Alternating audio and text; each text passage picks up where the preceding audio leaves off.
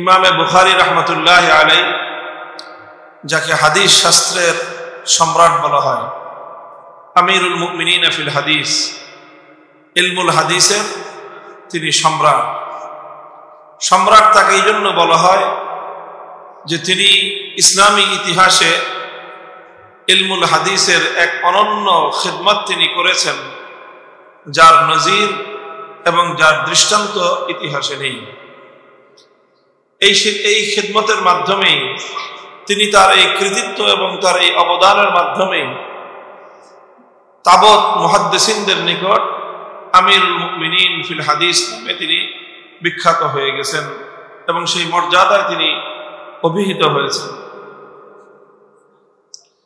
ইমামে বুখারী রাহমাতুল্লাহি আলাইহি তিনি শুধু ইলমুল হাদিসের ক্ষেত্রেই আমাদের জন্য দৃষ্টান্ত রেখে গিয়েছেন তা নয়, বরং তিনি ইলমুল হাদিসের ন্যায় উম্মতের জন্য, মুসলমানদের জন্য এবং বিশেষ করে আলেম সমাজের জন্য তিনি একটা অনন্য অসাধারণ উপমা রেখে গেছেন। আল্লাহ পাক রব্বুল আলামিন যাদের পক্ষে আসমানি ওয়াহির ইলম দান করেন, এটা আল্লাহর পক্ষ থেকে অনেক বড় এক আমানত। আসমানি ইলম, ওয়াহির ইলম, কোরআন এবং হাদিসের ইলম, এটি একটি মস্ত বড় আমানত। এই আমানত যেটা সম্পর্কে আল্লাহর কোরআনে আল্লাহ বলেছেন, ইন্না আরাদনাল আমানাতা আলাস সামাওয়াতি ওয়াল আরদি ওয়াল জিবালি ফাআবাইনা আন ইয়াহমিলনাহা ওয়া আশফাকনা মিনহা ওয়া হামালাহাল ইনসান। ওয়াহির ইলমের আমানত এটা পৃথিবীর কোনো মাখলুক বরদাস্ত করতে পারে নাই, এটা ধারণ করবার মতো হিম্মত আর কেউ করে নাই, একমাত্র মানব জাতি এই ওয়াহির ইলমের আমানত ধারণ করার মতো সাহস করেছে। তো বুঝতে হবে যে এটা খুব মামুলি জিনিস না, যে বাস শুধুমাত্র কোরআন এবং হাদিসের কিছু পাতা পড়ে নিলাম আর ওয়াহির ইলম আমার মধ্যে চলে আসলো। ব্যাপারটা এরকম এত সহজ বিষয় না, বরং ওয়াহির ইলম এটি অনেক মস্ত বড় একটি আমানত এবং সেই আমানতকে রক্ষা করা এটা যেরকম অনেক বড় সৌভাগ্যের বিষয়, ফজিলতের বিষয়, অনেক বড় আল্লাহর কাছ থেকে পুরস্কার প্রাপ্তির একটি সুযোগ, তো ওয়াহির ইলমের আমানত ধারণ করা এটা যেরকম ফজিলতের বিষয়, ঠিক তদ্রূপ ওয়াহির ইলম ধারণ করাটা এটা অনেক বড় একটা দায়িত্বের বিষয় এবং সেই দায়িত্ব পালন করতে গিয়ে অনেক কঠিন বন্ধুর পথ পাড়ি দেওয়া লাগতে পারে। আমরা যারা বুখারী শরীফ পড়েছি, বুখারী শরীফের যে কিতাবুল ওয়াহির মধ্যে যে দীর্ঘ হাদিস, রাসূল সাল্লাল্লাহু আলাইহি ওয়াসাল্লামের নিকট সর্বপ্রথম ওয়াহি নাজিল হওয়ার যে বর্ণনা, যে হেরা গুহায় নবীজির কাছে ওয়াহি নাজিল হলো, তারপরে তিনি ওয়াহি নাজিল হওয়ার পর তিনি কি করলেন? তিনি ঘরে আসলেন। ঘরে এসে আম্মা জান খাদিজা রাদিয়াল্লাহু তাআলা আনহার কাছে তিনি, হযরত খাদিজা রাদিয়াল্লাহু আনহার কাছে তিনি কি বললেন? আল্লাহর নবী আতঙ্কগ্রস্ত হলেন। খাদিজা রাদিয়াল্লাহু আনহার কাছে তিনি নিজের সেই আতঙ্কের কথা ব্যক্ত করলেন। লাকাদ খাশিতু আলা নাফসি, আল্লাহ নবী কি বলেছিলেন? লাকাদ খাশিতু আলা নাফসি, যে খাদিজা আমি তো আমার নিজের জীবনের নিরাপত্তার বিষয়ে আতঙ্কগ্রস্ত হয়ে পড়েছি। প্রশ্ন হলো, নবী ওয়াহির ইলম পেলেন, ওয়াহি লাভ করলেন, এতে তিনি তার নিজের জীবনের নিরাপত্তা নিয়ে শঙ্কিত হলেন কেন? ওয়াহির ইলমের সাথে জীবনের নিরাপত্তার সম্পর্ক কেন? আমরা কি কখনো এইভাবে প্রশ্ন করি নিজেকে? আমরা তো ওয়াহির ইলম শিখে ওয়াহির ইলম হাসিল করি কেন? বিরাট একজন আলেম মুফতি সাহেবের খেতাব পাবো, এই খেতাব পেলে কি হবে? বড় চাকরি হবে, মানুষ সম্মান করবে, হাদিয়া তোহফা দিবে, বিশাল মর্যাদার একটা বিশাল অনেক বড় সড়ো একটা ব্যাপার। এটা সাধারণ মানুষ মনে করে দিয়েছে। তো ওয়াহির ইলমের আমানত এটা শুধুমাত্র বিশাল খেতাব পাওয়ার বিষয় না, বরং ওয়াহির ইলম সর্বপ্রথম আমাদের যেই নবী পেলেন তার সর্বপ্রথম প্রতিক্রিয়া ছিল লাকাদ খাশিতু আলা নাফসি, ওয়াহির ইলমের আমানত আমার কাছে এসেছে, আমার জীবনের নিরাপত্তা নিয়ে এখন শঙ্কা দেখা দিয়েছে। কাজেই বুঝতে হবে যারা সত্যিকার অর্থে মুহাম্মদ আরবি সাল্লাল্লাহু আলাইহি ওয়াসাল্লামের সেই ওয়াহির ইলমের উত্তরাধিকারী হবে, ওয়াহির ইলমের উত্তরাধিকারী হওয়ার পর তাদের জীবনের নিরাপত্তা নিয়ে শঙ্কা দেখা দিতে হবে। যার জীবনের নিরাপত্তা নিয়ে শঙ্কা নাই অথচ সে ওয়াহির ইলম ধারণ করেছে, তো আমি বলবো সে মুহাম্মদ আরবি সাল্লাল্লাহু আলাইহি ওয়াসাল্লামের পরিপূর্ণ উত্তরাধিকার সে লাভ করতে পারে। যদি সে লাভ করতে পারত তাহলে তার এত মসমসা নিয়ে এত তেলতেলানি থাকতো না, তার জীবনের নিরাপত্তা নিয়ে শঙ্কা হতো, তার জীবনে ঝুঁকি আসতো, তিনি কঠিন পরিস্থিতির সম্মুখীন হতেন। প্রশ্ন হলো রাসূল সাল্লাল্লাহু আলাইহি ওয়াসাল্লাম সেই হেরার গুহার প্রথম ওহী পাওয়ার পরেই তিনি কেন নিজের জীবনের নিরাপত্তা নিয়ে শঙ্কিত হলেন? কারণ হযরত শাইখুল হাদিস আল্লামা আজিজুল হক রাহমাতুল্লাহি আলাইহি আমার উস্তাদ এবং আমার ওয়ালিদ মারহুম, তিনি এই হাদিসের আমাদেরকে দর্সের সময় কথাগুলি বলেছেন, তার কিছু কথা এখন আমার কানে বাজে। কারণ রাসূল সাল্লাল্লাহু আলাইহি ওয়াসাল্লামের কাছে আরবের মধ্যে সুপ্রসিদ্ধ সেই ইতিহাসগুলো কিছু আল্লাহর নবীর জানা ছিল যে এই ওয়াহী এটা সাধারণ মামুলি কোনো জিনিস না। এই ওয়াহীর আমানত এমন জিনিস যেটার দায়িত্ব পালন করতে গিয়ে হযরত ঈসা আলাইহিস সালাতু ওয়াস সালামকে, যিনি আল্লাহর নবীর সামান্য কিছুদিন আগের নবী ছিলেন, ইকোটা কমাইতে পারে, যিনি আল্লাহর নবীর সামান্য কিছুদিন আগের নবী ছিলেন, সেই ওয়াহীর দায়িত্ব পালন করতে গিয়ে ঈসা আলাইহিস সালামকে কি পরিণাম বরণ করতে হয়েছে? ঈসা আলাইহিস সালাতু ওয়াস সালামকে হত্যা করার জন্য ইহুদিরা সমস্ত আয়োজন সম্পন্ন করেছে এবং একজন মানুষকে হত্যা করতে যা যা করা লাগে তারা সবই করেছে। এটা ভিন্ন কথা যে আল্লাহ পাক রব্বুল আলামিন সরাসরি কুদরতের মাধ্যমে ঈসা আলাইহিস সালামকে আসমানে তুলে নিয়ে গেছে, সেটা ভিন্ন কথা। কিন্তু ইহুদিরা তো তাকে হত্যা করার জন্য কোনো ত্রুটি করে নাই, হত্যা করতে চেষ্টার কোনো ত্রুটি তারা করে নাই। ঈসা আলাইহিস সালাতু ওয়াস সালাম ইহুদিদের দ্বারা হত্যার আক্রমণের সম্মুখীন হয়েছেন। হযরত জাকারিয়া আলাইহিস সালাতু ওয়াস সালাম এই ওয়াহীর ইলমের আমানতের দায়িত্ব পালন করতে গিয়ে দ্বিখণ্ডিত হয়েছেন। এইভাবে ওয়াহীর ইলমের আমানতের দায়িত্ব পালন করতে গিয়ে মুসা আলাইহিস সালাতু ওয়াস সালাম 40 বছর পর্যন্ত তার জাতিকে নিয়ে তাকে হত্যা হয়ে বেদুইনের মতো, যাযাবরের মতো রাস্তায় রাস্তায় ঘুরতে হয়েছে। ফিরআউনের মতো এরকম শাসকের সঙ্গে তাকে টক্কর দিতে হয়েছে। এই ওয়াহীর ইলমের আমানত পালন করতে গিয়ে ইব্রাহিম আলাইহিস সালাতু ওয়াস সালামকে জ্বলন্ত আগুনে নিক্ষিপ্ত হতে হয়েছে। ইতিহাস আল্লাহর নবীর জানা ছিল যে ওয়াহীর ইলম আসা চারটিখানি কোনো কথা নয়, এই ইলমের সঙ্গে অনিবার্যভাবে বিপদ আপদ মুসিবত ঝুঁকি জীবনের নিরাপত্তাহীনতা এগুলো অনিবার্যভাবে আসতে থাকে। লাকাদ খাশিতু আলা নাফসি। কাজেই যারা ওয়াহীর ইলমের আমানত ধারণ করতেছেন আপনারা, বিষয়টা এরকম না যে আপনাদেরকে মিষ্টির প্যাকেট দেওয়া হচ্ছে না, আপনাদেরকে যে জিনিসের পাগড়ি দেওয়া হচ্ছে, দস্তার যেটা দেওয়া হচ্ছে, যেই সনদ দেওয়া হচ্ছে, সেই সনদটা হলো যে আপনি এখন থেকে আপনার জীবনের নিরাপত্তা নিয়ে শঙ্কিত হতে পারেন, কারণ আপনি আল্লাহর নবীর একজন উত্তরাধিকারী হিসেবে সনদ প্রাপ্ত হয়েছেন। ইমাম বুখারী রাহমাতুল্লাহি আলাইহি ইতিহাস পড়েন, যেই বুখারী শরীফের খতম আমরা করতেছি, ইমাম বুখারীর তারিখ কি ছিল, ইমাম বুখারীর ইতিহাস কি ছিল। ইমাম বুখারী রাহমাতুল্লাহি আলাইহি যখন বুখারী শরীফ লিখলেন, এই কিতাবের সুখ্যাতি সারা দুনিয়া ছড়িয়ে পড়ল।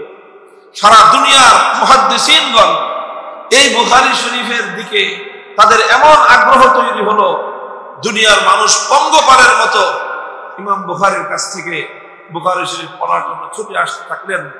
প্রত্যেকটি মুসলিম নগর থেকে, জনপদ থেকে মানুষজন, এলেম পিপাসুরা, তারা ইমাম বুখারীর কাছে আসতে লাগলেন। 90,000 ছাত্র ইমাম বুখারী থেকে সরাসরি সহিহুল বুখারী তালিম হাসিল করেছে। 90,000 ছাত্র। তো ইমাম বুখারীর এই বুখারী শরীফের যখন এমন প্রসিদ্ধি, উনি মুহাদ্দিস হিসেবে প্রসিদ্ধি, সুপরিচিতি, সুখ্যাতি লাভ করলেন, দুনিয়ার সমস্ত মুহাদ্দিসিনরা ওনার শ্রেষ্ঠত্বের সামনে তারা মাথা নত করে দিলেন।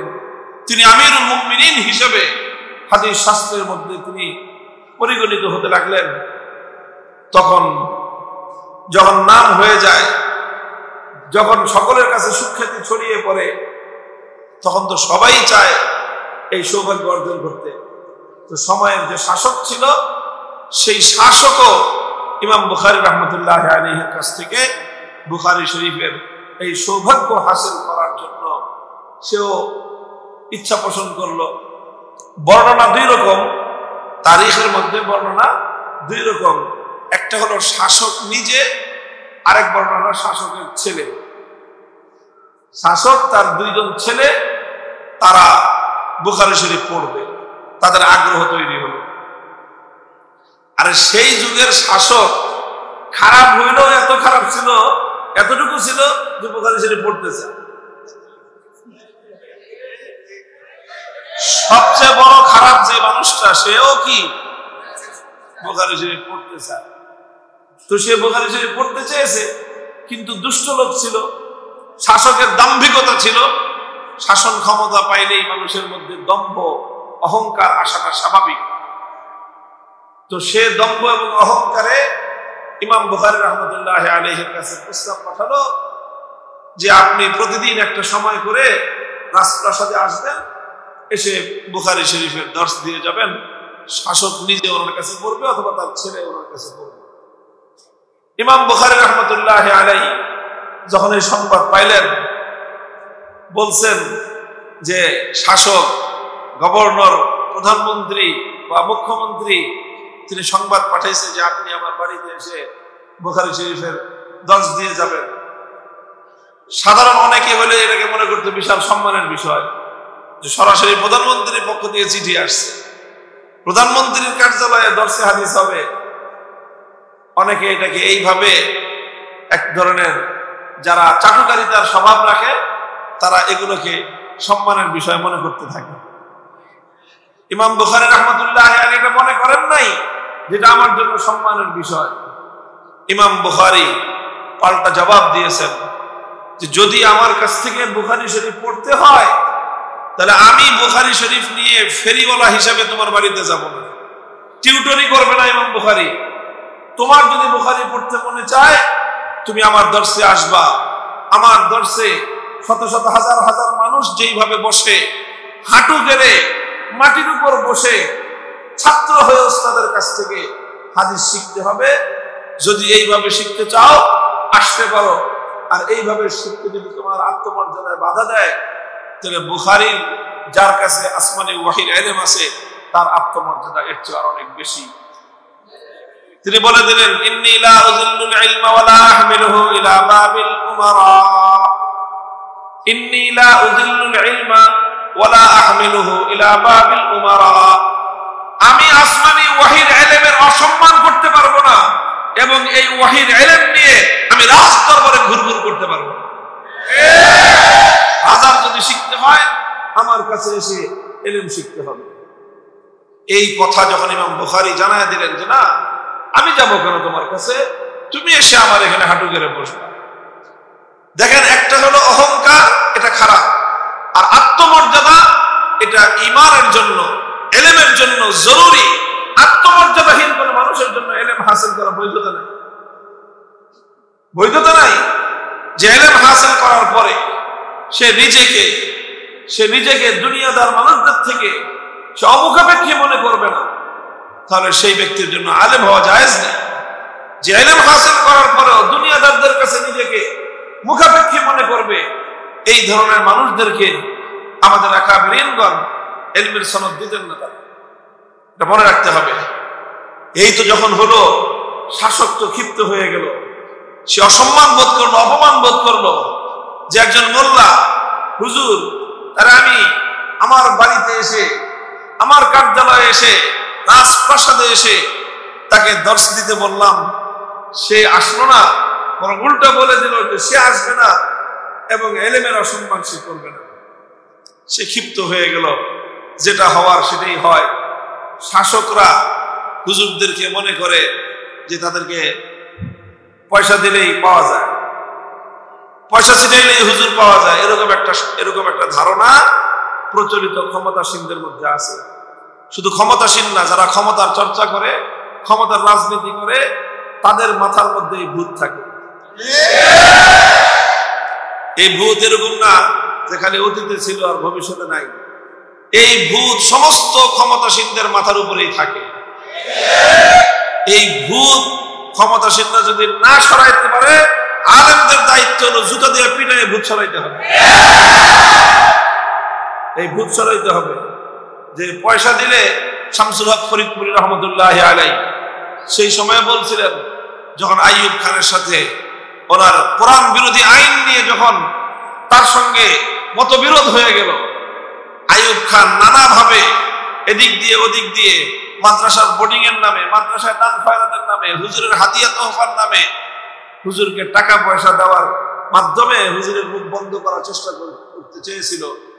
শামসুল হক ফরিদপুরি বলে দিয়েছিলেন, টাকা দিয়ে গরু ছাগল কেনা যায়, শামসুল হক ফরিদপুরিকে কেনা যায়। এটা হলো আলেমের শান।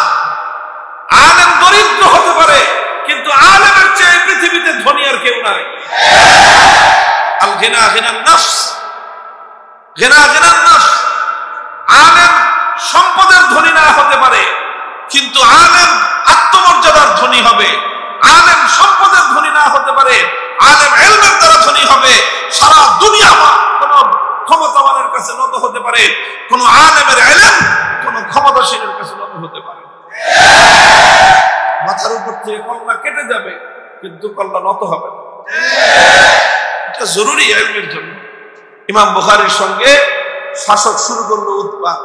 এটা শুরুই করে যে সমস্ত হুজুররা শাসকদের কাছে মাথা নত না করবে, শাসকরা তাদেরকে কোনো ডিস্টার্ব করবে না, এটা হইতেই পারে। ডিস্টার্ব করবে, পাঠায় দিয়েছে পুলিশ, এসে ইমাম বুখারীর জিজ্ঞাসা করে, হুজুর আপনি যে মাদ্রাসা করছেন পারমিশন আছে, অনুমোদন নিছেন থানার থেকে? এই তো শুরু করলো।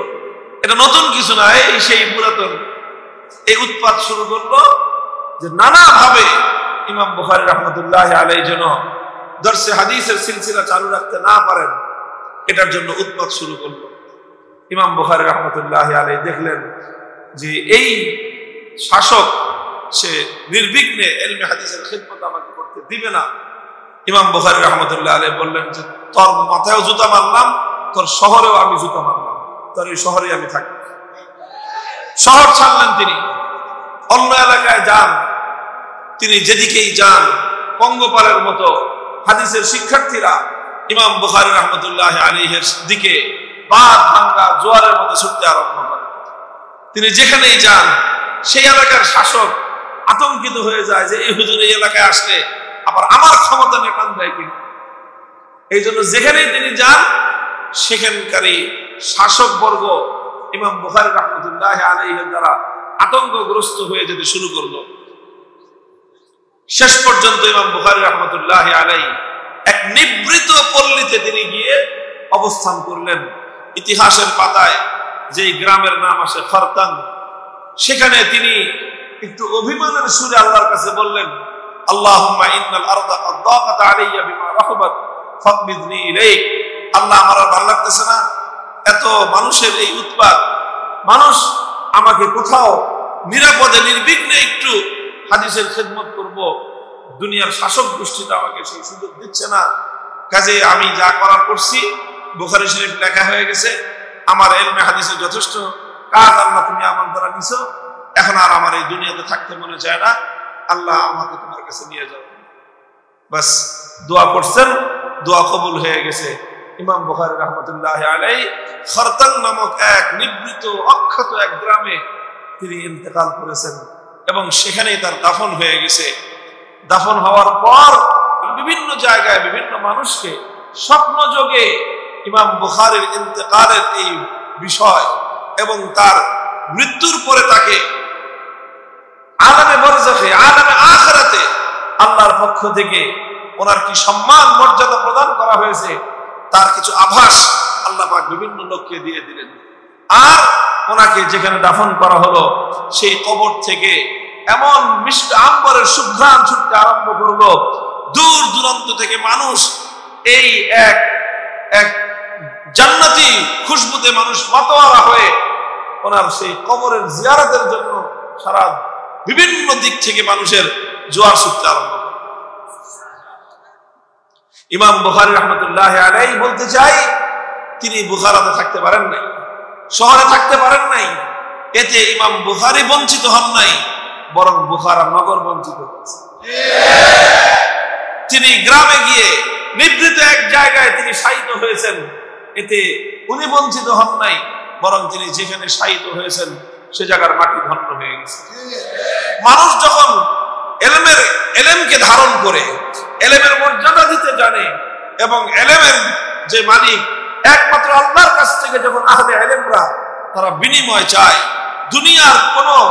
দুনিয়ার কোনো ক্ষমতাবান, দুনিয়ার কোনো টাকা পয়সাওয়ালা ধনাঢ্য ব্যক্তিদের কাছ থেকে যখন মানুষের এলমের বিনিময় না চায়, শুধু আল্লাহর কাছ থেকে পাওয়ার আশা রাখে, আর এলমের মর্যাদা যখন মানুষ রক্ষা করে, আল্লাহ পাক রব্বুল আলামিন তাদেরকে এমন মর্যাদা দেন যে পৃথিবীর ইতিহাসে তারা স্মরণীয় হয়ে থাকে।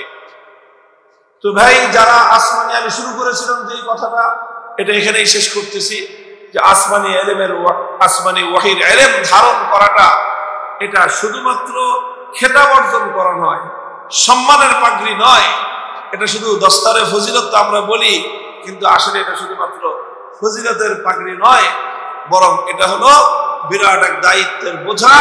এই বোঝা যে মাথায় নিবে তাকে বুঝতে হবে এখন থেকে তার জীবনে পদে পদে ঝুঁকি আসবে, হুমকি আসবে, জীবনের নিরাপত্তা বিঘ্নিত হবে। এই সকল বিপদগুলোকে হাসি মুখে বরণ করে নিতে হবে, কারণ তুমি ইলম হাসিল করেছো আসমানি ইলমের ওয়াহির সঙ্গে। আসমানি ওয়াহির ইলমের সঙ্গে বিপদ আপদ মুসিবত, জেল জুলুম, হত্যা, শাহাদাত, এগুলো এই পথের নিত্য সঙ্গী। কাজে এই পথে যারা চলবে তাদের জন্য এগুলোই হলো ফুলের মালা। আল্লাহ পাক আমাদের সকলকে বুঝবার তৌফিক দান করেন। ইমাম বুখারী রাহমাতুল্লাহি আলাইহি তিনি এই কিতাব মুসলমানদের জন্য, তার মুসলিম জীবন যাপন করার জন্য, ইসলামী জীবন যাপন করার জন্য যা কিছুর প্রয়োজন, গুরুত্বপূর্ণ তার প্রতিটি পাঠ, প্রতিটি শিক্ষা ইমাম বুখারী রাহমাতুল্লাহি আলাইহি তার বুখারী শরীফের পরতে পরতে তিনি সাজিয়েছেন এবং তিনি হাদিসগুলোকে বিশুদ্ধ সনদের মাধ্যমে হাদিসগুলোকে এমন ভাবেই বিন্যস্ত করেছেন যে ইসলামী জীবন ব্যবস্থা প্রয়োজনীয় সকল বিষয়ের শিক্ষা উম্মতকে তিনি কিতাবের মাধ্যমে অত্যন্ত দক্ষতার সঙ্গে, শুদ্ধতার সঙ্গে তিনি দিতে সক্ষম হয়েছেন। সর্বশেষ যে অধ্যায়টা আমরা এখন পাঠ করলাম, এটাও খুব তাৎপর্যময় একটা অধ্যায়। এখানে ইমাম বুখারী রাহমাতুল্লাহি আলাইহি একটা ইসলামী আকীদাকে সাবিত করতেছেন। ইসলামী আকীদা, একটা ঈমানী আকীদাকে তিনি এখানে সাব্যস্ত করতেছেন। কেমন ভাবে? যে এই আকীদাকে যারা অস্বীকার করত, সেই অস্বীকারীদের রদ করেছেন ইমাম বুখারী। আকীদাকে অস্বীকারীদেরকে তিনি রদ করেছেন। ঈমানী আকীদার মধ্যে অনেক আকীদা আছে, যেরকম ইসলামী আকীদার মধ্যে একটা হলো তাওহীদ, একটা হলো রিসালাত, একটা হলো আখিরাত। আখিরাতের মধ্যে আবার অনেক আল বাসু হাক্কুন ওয়ান নারু হাক্কুন ওয়াল জান্নাতু হাক্কুন ওয়াস সিরাতু হাক্কুন। এই এক একটা হলো এক একটা আকীদা। জান্নাত আছে, এটা একটা আকীদা। জাহান্নাম আল্লাহর সৃষ্টি, এটা সাব্যস্ত, এটা একটা আকীদা। এটা বিশ্বাস করতে হবে। কেউ যদি মনে করে যে না জাহান্নাম কিছু নাই, এগুলো এমনি একটা অলিক গল্প, এটা একটা কাল্পনিক ঘটনা, এই কথা যদি কেউ মনে করে, বেঈমান সে। আল জান্নাতু হাক্কুন ওয়ান নারু হাক্কুন ওয়াস সিরাতু হাক্কুন। জাহান্নামের উপর দিয়ে একটা রাস্তা আছে, সেই রাস্তা পার হয়ে জান্নাতে যেতে হবে, এই কথাটা বিশ্বাস করা ঈমানের জন্য জরুরি। এই কথা যার ঈমান, যে বিশ্বাস করবে না তার ঈমান নাই। তো ঠিক এরকম বল বাসু হাক্কুন, প্রত্যেকটা মানুষকে আল্লাহ পাক আবার কবর থেকে পুনর্জীবিত করবেন, এটা একটা আকীদা, বিশ্বাস। এই বিশ্বাস স্থাপন করতে হবে, আর নাহলে ঈমান হবে না। ঠিক এই ধরনের বিশ্বাসগুলোর মধ্যে একটা বিশ্বাস হলো আল ওয়াজনু হাক্কুন। আল ওয়াজনু হাক্কুন, যে ওজন হবে, মানুষের আমলের ওজন হবে। বান্দা যা কিছু আমল করে, আমলের মধ্যে তিন ধরনের আমল, এখানে বান্দার আমলের মধ্যে তিনটা প্রকার রয়েছে, তিনটা তাকসিম রয়েছে, তিনটা কিসম রয়েছে। একটা হলো আমল বিল জাওয়ারিহ, যেটা অঙ্গ প্রত্যঙ্গের আমল। দুই নম্বর হলো আমল লিসানি, যেটাকে আমরা কওল বলি, অর্থাৎ মুখের কথার আমল। তিন নম্বর হলো আমল বিল জিনান, অন্তরের আমল। আমালুল কুলুব, যেগুলো অন্তরে কোনো একটা কিছু করার দৃপ্ত শপথ নেওয়া, অঙ্গীকার করা, আযম করা, চূড়ান্ত সিদ্ধান্ত নেওয়া যে এই কাজটা করবই, এটা একটা আমল। সেই কাজটা বাস্তবায়িত হলো কি হলো না সেটা পরের কথা। একজন মানুষ যখন অন্তরে কোনো একটা সিদ্ধান্ত নিয়ে নেয় যে আমার সিদ্ধান্ত এটা, যে আমি আল্লাহর দ্বীনের পক্ষে কাজ করব, তো এটা তার জন্য একটা নেক আমল হয়ে গেল। এই সিদ্ধান্ত নেওয়ার সাথে সাথে ফেরেশতা তার আমল নামায় একটা নেকি লিখে ফেলবে। ঠিক এরকম কেউ যদি একটা সিদ্ধান্ত নিয়ে নেয়, যা করে আল্লাহ ধর্মনিরপেক্ষতাবাদী দলে যোগ দিয়ে দিব, এই সিদ্ধান্ত নেওয়ার সাথে সাথে তার আমল নামায় কুফরি করার একটা সিদ্ধান্ত হওয়ার আল্লাহ গুনাহ লিখে ফেলবে। ঠিক এরকম নেকি এবং বদি, যেটারই মুমিন বান্দা সিদ্ধান্ত নিবে, সঙ্গে সঙ্গে তার আমল নামায় নেকি অথবা বদি লেখা হয়ে যাবে। তাহলে আমল কয় প্রকার হলো? তিন প্রকার। একটা হলো যেটা অঙ্গ প্রত্যঙ্গের দ্বারা করা হয়, আরেকটা হলো মুখের কথার দ্বারা করা হয়, আরেকটা হলো অন্তরের নিয়তের দ্বারা করা হয়। নিয়ত বলতে যেটা সিদ্ধান্ত হলো সেটা হলো আমল, আর সিদ্ধান্তের আগ পর্যন্ত মনে মনে শুধু কল্পনা, এটা আমল। এটা অবশ্যই এটার মধ্যে বিস্তারিত আলোচনা রয়েছে যে অন্তরের আমল কোন পর্যায়েরটা লেখা হবে, কোন পর্যায়েরটা লেখা হবে না, ওই লম্বা আলোচনা আমি এখন যাচ্ছি না। এই জন্য আমি বারবার বলতেছি যে অন্তরে অন্তরে যখন মানুষ কোনো কি করে সিদ্ধান্ত নেয়, যখন সিদ্ধান্ত নেয় তখন এটা একটা আমলে পরিণত হয় এবং সেটা নেকি অথবা বদি হিসেবে লিপিবদ্ধ হয়ে যায়। তো এই তিন প্রকার আমল, এটা ওজন হবে। কি হবে? এটা ওজন হবে। আল্লাহ পাক রব্বুল আলামিন এই আমলের ওজন দিবেন। এটা হলো একটা ইসলামের আকীদা যে আল ওয়াজনু হাক্কুন। এই আকীদাকে বিশ্বাস করতে হবে। কারণ বুঝে আসুক বা না আসুক, যুক্তিতে ধরুক বা না ধরুক, বিজ্ঞান সম্মত হোক বা না হোক, এই আকীদাকে বিশ্বাস না করলে একজন মানুষ মুমিন হতে পারে না। ইমাম বুখারী রাহমাতুল্লাহি আলাইহি এই কথাটাই এখানে তার এই অধ্যায়ের মূল দাবি হিসাবে, দাওয়া হিসাবে, মূল বক্তব্য হিসাবে উপস্থাপন করলেন যে আমালু বনি আদম ওয়া কাউলুহুম ইউজানু,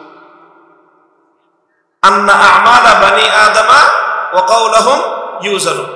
এটা হলো মূল কথা এই তরজমাতুল বাবের, যে বনি আদম মানুষের আমল এবং তার কওল, তার কর্ম এবং তার কথা। এখানে কর্ম বলতে তার অঙ্গ প্রত্যঙ্গের কর্ম এবং তার অন্তরের কর্ম, এই দুইটাই এখানে আমালের মধ্যে দাখিল। আর কওলটাকে যেহেতু আলাদা উল্লেখ করেছে, এই জন্য আমলে লিসানি এটা আমলের মধ্যে দাখিল। আমল শুধু দুই প্রকারের এটার মধ্যে দাখিল, একটা হলো আমল বিল জাওয়ারিহ, আর আমল বিল জিনান, অন্তরের আমল আর অঙ্গ প্রত্যঙ্গের আমল। আর মুখের কথার দ্বারা যে আমল হয় সেটা তো আলাদা উল্লেখ করা হলো কওলুহুম। তো আমালু বনি আদম ওয়া কাউলুহুম ইউজানু, এটা হলো ইমাম বুখারীর মূল বক্তব্য এখানে। যে এই বক্তব্যের দ্বারা ইমাম বুখারী রাহমাতুল্লাহি আলাইহি ইসলামী সেই আকীদাটাকে সাব্যস্ত করলেন, এবং এটার দ্বারা ইমাম বুখারীর উদ্দেশ্য হলো যারা মুনকিরিনে ওয়াজন, ইসলামের মধ্যে একদল আবিষ্কার হয়েছিল, একদল গোমরাহ ফিরকা, যারা ওজনকে অস্বীকার করত, বলতো যে ওজন হবে না। ওজন হয় কিভাবে? আমল আবার মাপে কেমনে? মানুষ একটা কথা বলছে, কথাটা কথায় চলে গেছে, এটা আবার মাপে কিভাবে? ওজন দেয় কিভাবে? যেহেতু কিছু মানুষের মধ্যে এমন মানসিকতা আছে যে তারা সব কিছু নিজের এই সামান্য ক্ষুদ্র মাথার যুক্তি দিয়ে, নিজের চিন্তার যুক্তি দিয়ে, নিজের মেধার যুক্তি দিয়ে সবকিছুকে পরিমাপ করতে চায়। মানুষের একটা স্বভাব আছে, যেটা তার বুঝে আসে সেটা সে মানতে চায়, যেটা সে বুঝে আসে না সেটা সে মানতে চায় না। এরকম একটা স্বভাব মানুষের আছে। অথচ মানুষ এই কথাটা বুঝে না যে মানুষের মাথায় দুনিয়ার সব কিছু, কেউ এমন নাই যে দুনিয়ার সব কিছু বুঝে। কেউ এমন আছে? প্রত্যেকটা মানুষই অনেক জিনিস বুঝে, আবার অনেক জিনিস আছে সে বুঝে না। মানুষ সবকিছু সবাই বুঝবে না। সবকিছু যে সবাই বুঝবে না এটা মানুষ দুনিয়ার বিষয়ে মেনে নেয়, কিন্তু দ্বীনের বিষয়ে অনেক মানুষ আছে এমন যে যেটা তার বুঝে আসে না সেই কথা মানুষ মানতে চায় না। এটা হলো এক ধরনের মূর্খতা। তো যাই হোক, তো যারা ওজন, মানুষের আমল ওজন হবে, এই কথাটা যাদের বুঝে আসে নাই তারা এই কথাটাকে অস্বীকার করে দিয়েছে। ইমাম বুখারী রাহমাতুল্লাহি আলাইহি সেই ওজন অস্বীকারীদের এই বাতিল মতবাদকে খণ্ডন করেছেন এখানে, যে না, এই কথাটা ঠিক নয়, বরং ইসলামী আকীদা হলো আল ওয়াজনু হাক্কুন আমালু বনি আদম ওয়া কাউলুহুম ইউজান। এটা ওজন হবে। প্রমাণ কি? যখন একটা দাবি করলেন কি লাগবে? প্রমাণ লাগবে। যে প্রমাণ কি? ইমাম বুখারী রাহমাতুল্লাহি আলাইহি এখানে কোন যুক্তি, কোন তর্ক, কোন বৈজ্ঞানিক বিশ্লেষণ, কোন লজিক, এই সমস্ত তর্কে ইমাম বুখারী রাহমাতুল্লাহি আলাইহি যান না। যুক্তি তর্কে ইমাম বুখারী যান না।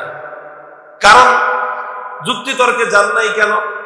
এবং যুক্তি তর্ক দিয়ে ইসলামী আকীদাকে প্রমাণ করবা, সাব্যস্ত করাটা, এটা ইসলামী তরিকাও। ইসলাম যুক্তি তর্কের পিছনে চলে না।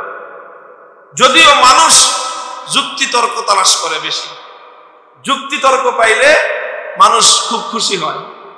যারা যুক্তি তর্ক দিয়ে কথা বলতে পারে মানুষ তাদেরকে উপাধি দিয়ে দেয় যুক্তিবিদ, বিতার্কিক। এইভাবে যুক্তির পিছনে মানুষ পড়ে।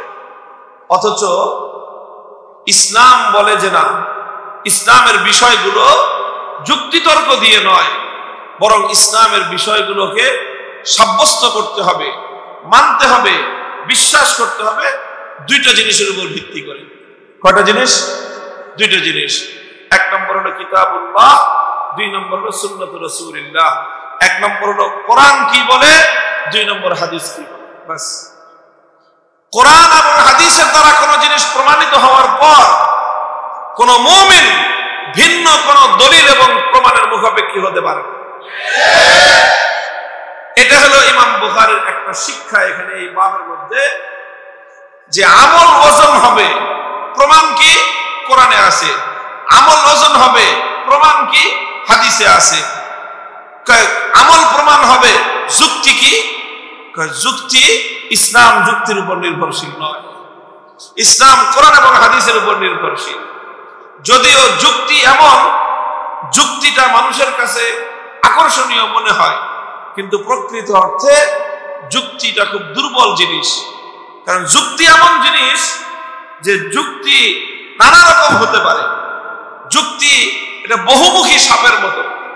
আমাদের সমাজে একটা কথা আছে, দ্বিমুখী সাপ। এই মাথায় মাথা, ওদিকেও মাথা, দুই দিকেই চলে। আর একটা কথা আছে, শাখের করা, যাইতেও কাটে, আইতেও কাটে।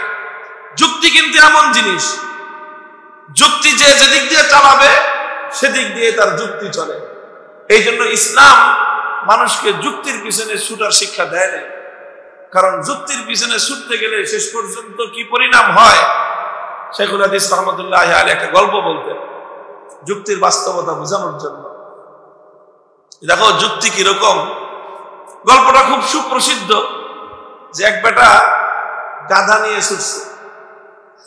এখন কিছু মানুষ দান্দা করছে যে ওর গাধাটা ওর কাছ থেকে কি করবে, ছিনিয়ে নেবে যে কোনো ভাবে।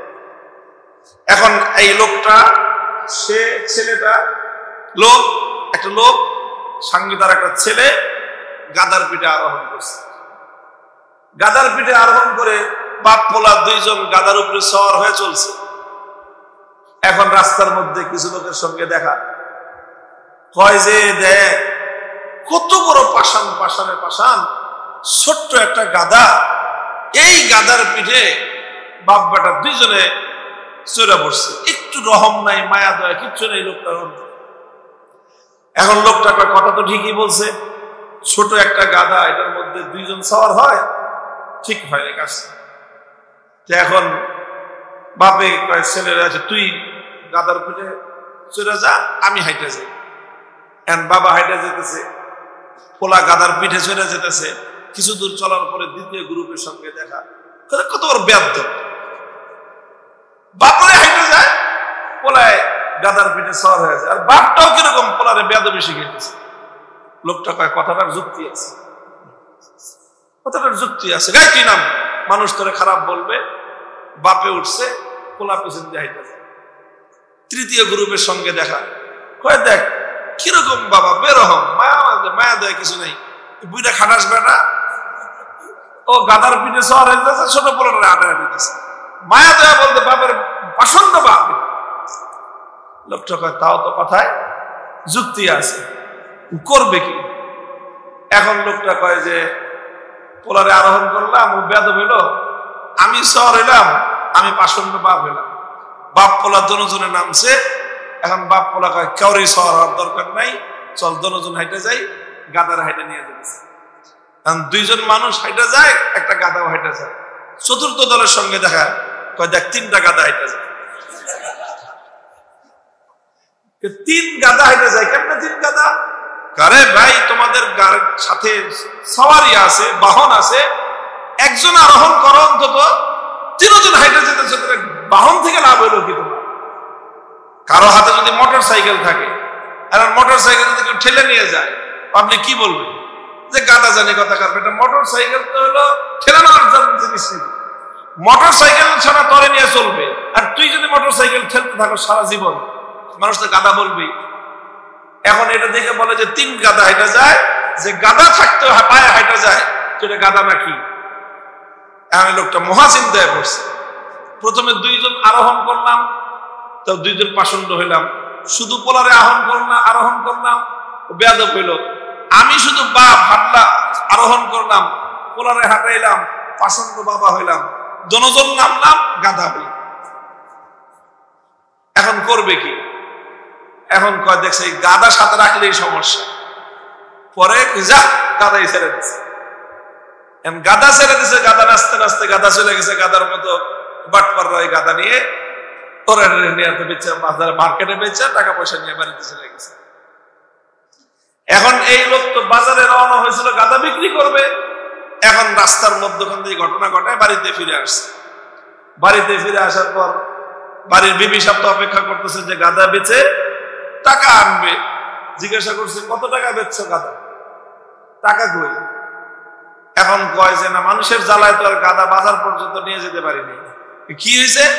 তো এই যুক্তির পিছনে পড়ছি, এক একজনে এক এক যুক্তি দেয়, বিরক্ত হয়ে শেষ পর্যন্ত গাদাটাই ছেড়ে দিছি, গাদা তো হারায় গেছে। এখন তো বিবি সাহেব খেপছে, ঝাঁটা নিয়ে আইছে পিটাইতে,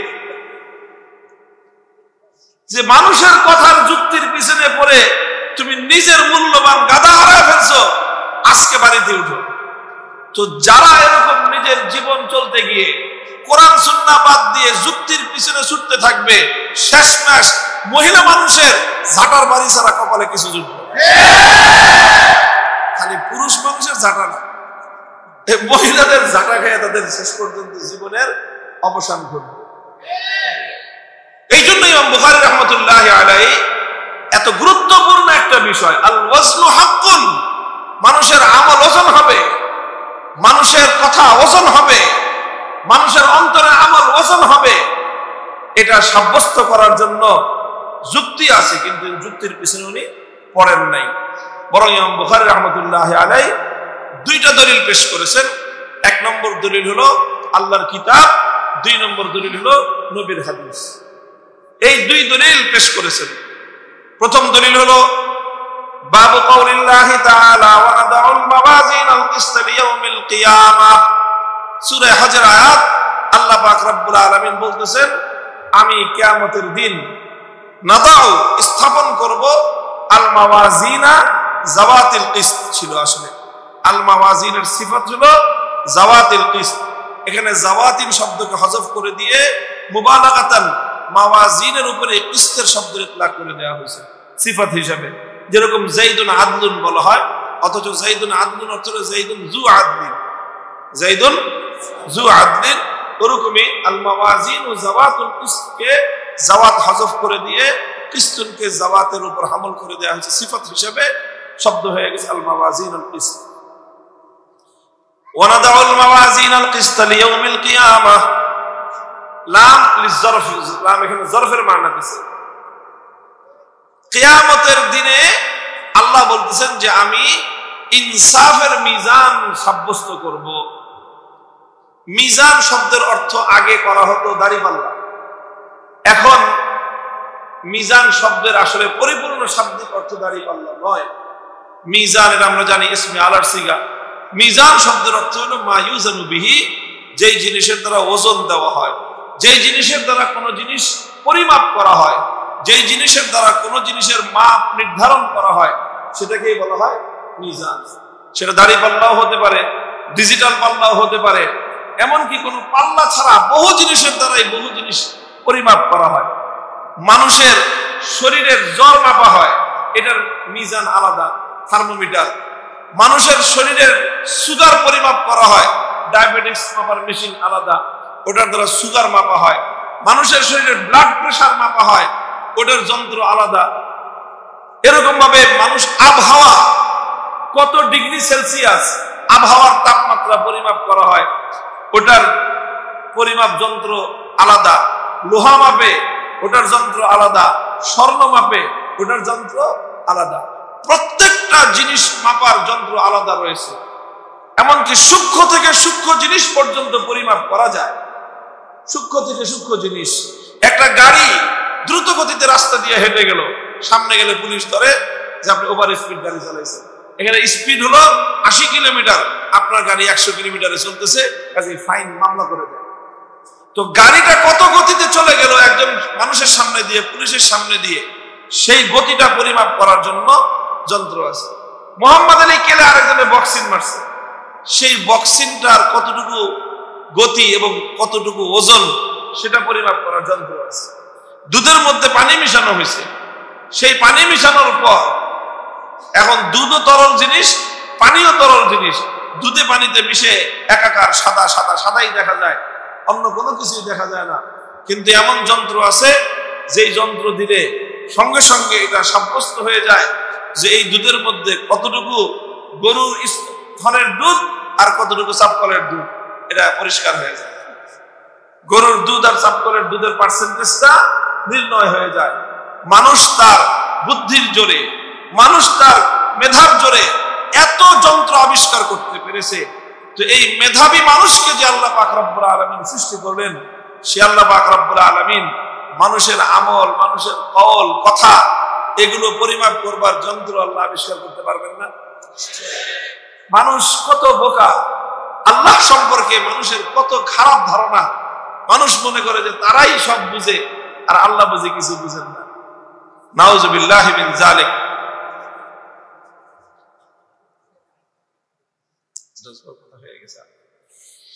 তো এই যে কোরআনের এই আয়াতের দ্বারা সাব্যস্ত হলো যে আমাল বনি আদম ইউজানু, আল্লাহ পাক রব্বুল আলামিন ওজনের জন্য মিজান সাব্যস্ত করবেন।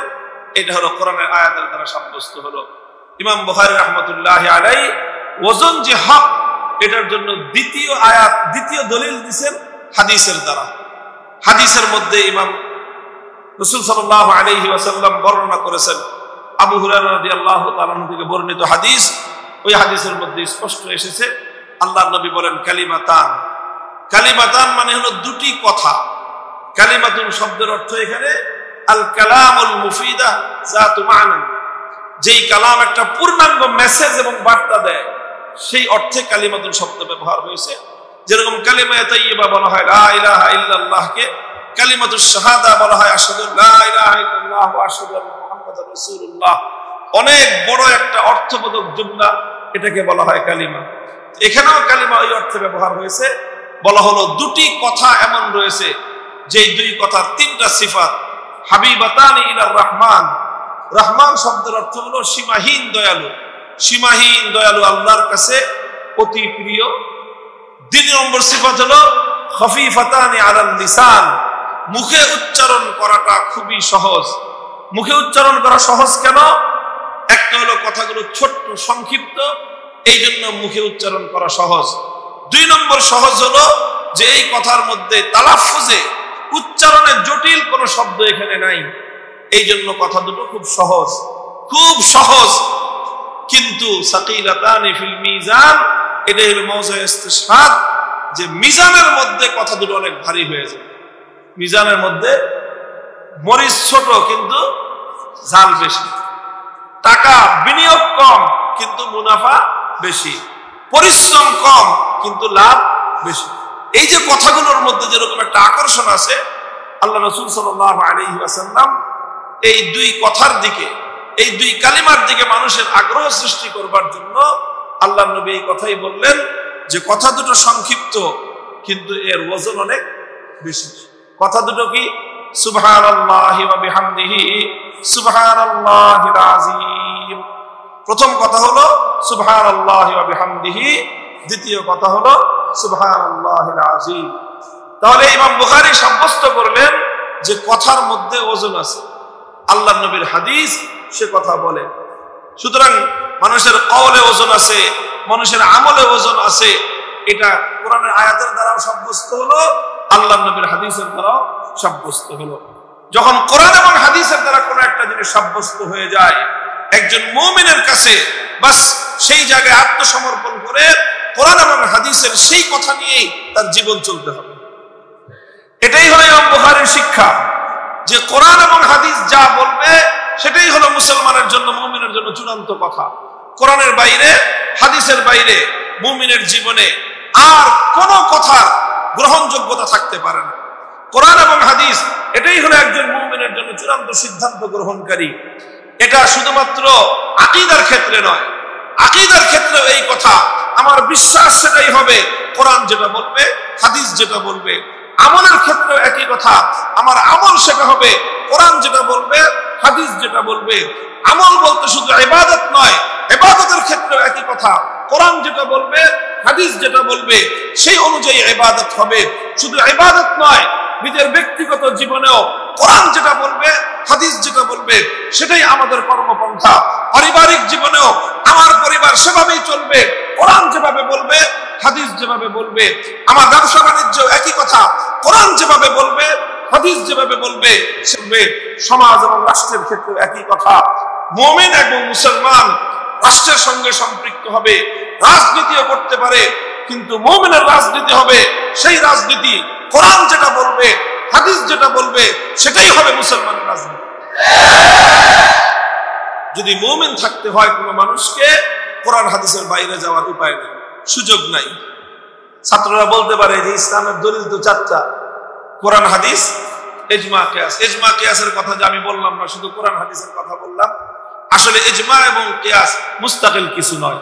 ইজমাও হয় কোরআন এবং হাদিসের ভিত্তিতে, কিয়াস তো পরিপূর্ণই কোরআন হাদিসের উপর নির্ভরশীল। কাজেই মূল কথা হলো, ইমাম বুখারী এক জবরদস্ত সবক এখান থেকে দিয়েছেন যে দেখো, ইসলামের প্রত্যেকটা বিষয় সাব্যস্ত হওয়ার জন্য, মুমিনের প্রত্যেকটা কর্ম সাব্যস্ত হওয়ার জন্য মুমিনের 2 চোখ থাকবে 2টা দিকে। এক হলো কোরআন কি বলে, দ্বিতীয় হলো হাদিস কি বলে।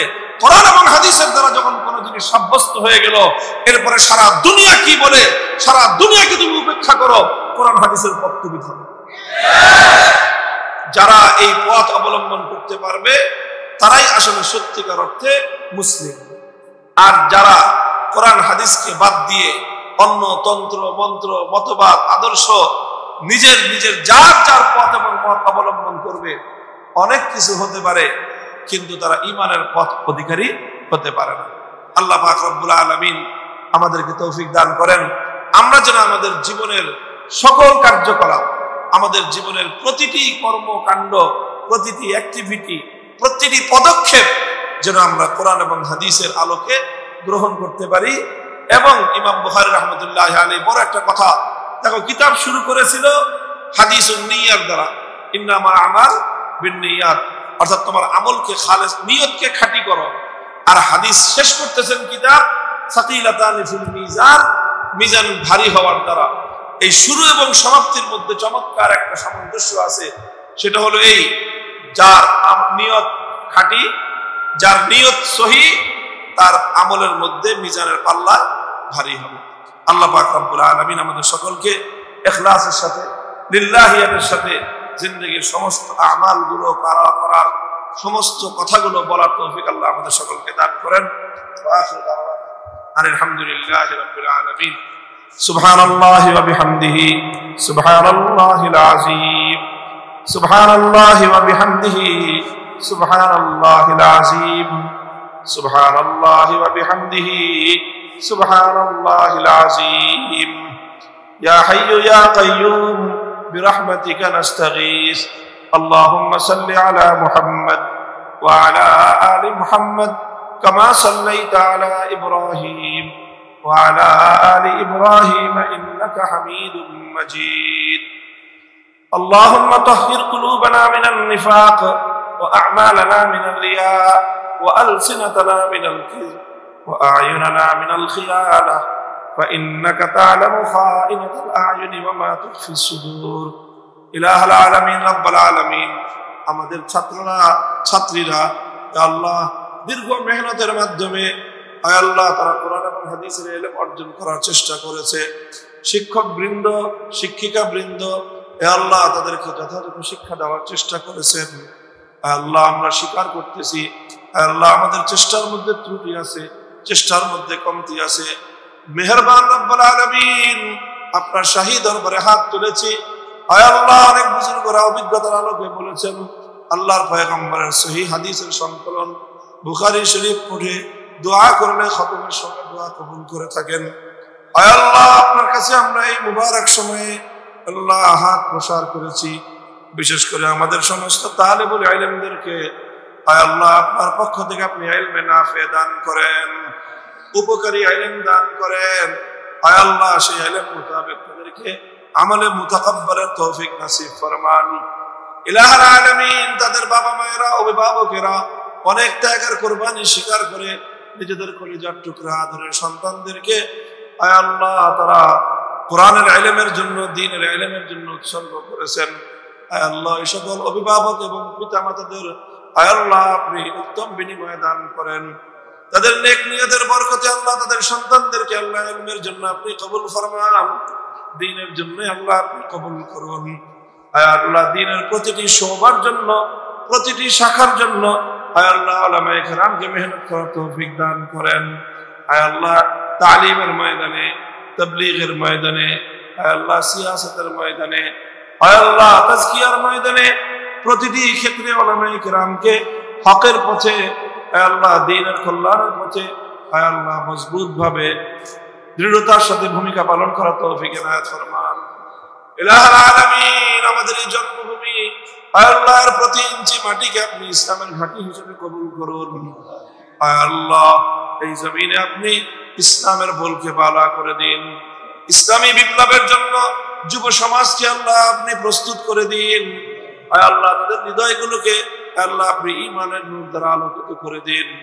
জিহাদি জজবার দ্বারা আল্লাহ তাদের হৃদয়কে আল্লাহ আপনি সুসজ্জিত করে দিন। ইলাহুল আলামিন, রব্বুল আলামিন, আমাদের দোয়াকে আপনি কবুল ফরমান। আল্লাহ সারা দুনিয়ার উম্মতকে আল্লাহ আপনি মাফ করে দিন। আল্লাহুম্মা আরহাম উম্মাতা মুহাম্মাদিন সাল্লাল্লাহু আলাইহি ওয়াসাল্লাম। আল্লাহুম্মা আগফির উম্মাতা মুহাম্মাদিন সাল্লাল্লাহু আলাইহি ওয়াসাল্লাম। আল্লাহুম্মা তাজাওয়াজ আন উম্মতি মুহাম্মাদিন সাল্লাল্লাহু আলাইহি ওয়াসাল্লাম। হে আল্লাহ, উম্মতের হারানো গৌরব আল্লাহ খিলাফত ব্যবস্থাকে আবার আপনি ফিরিয়ে দিন।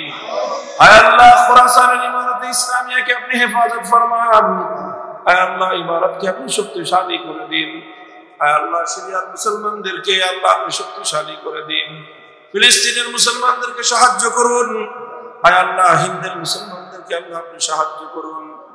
আল্লাহ দিকে দিকে মুসলমানরা জেগে উঠছে, সেই জাগরণ মুসলমানদের কাতারে আল্লাহ আমাদের এই অঞ্চলের বাংলার মুসলমানদেরকে আপনি শামিল করে দিন। ইলাহুল আলামিন, রব্বুল আলামিন, আল্লাহ এই দাওয়াতুল কোরআন মাদ্রাসাকে আপনি কবুল ফরমান। তালিম, তারবিয়ত, তামিল, মালিয়াত সব দিক থেকে তারাক্কি এবং উন্নতি দান করুন। সমস্ত হাওয়াইজ গুলোকে গায়বের খাজানা থেকে আল্লাহ আপনি পুরা ফরমান। এই পুরা মজমার মধ্যে আমরা যত মানুষ, যত নারী পুরুষ, যতজন আল্লাহ আমরা হাত তুলেছি, ইলাহুল আলামিন আমাদের জিন্দেগীর সমস্ত গুনাহ মাফ করে দিন। আল্লাহ যারা অসুস্থ আছে, দুরারোগ্য ব্যাধিতে আক্রান্ত রয়েছে অনেকে, আল্লাহ সকলকে আপনি শিফায়ে কামিলা আজিলা দান করুন। আল্লাহ আমাদের বাবা মা সহ যত আপনজন মুমিন নারী পুরুষ অন্ধকার কবর জগতে চলে গেছে, তাদের সকলের কবরের মধ্যে আল্লাহ আপনি জান্নাতের বাগান তৈরি করে দিন। ربنا اغفر لنا ولوالدينا وللمؤمنين يوم يقوم الحساب. ربنا هب لنا من ازواجنا وذرياتنا قرة اعين واجعلنا للمتقين اماما. وصلى الله تعالى على خير خلقه محمد وعلى آله وأصحابه أجمعين. سبحان ربك رب العزة عما يصفون وسلام على المرسلين والحمد لله رب العالمين.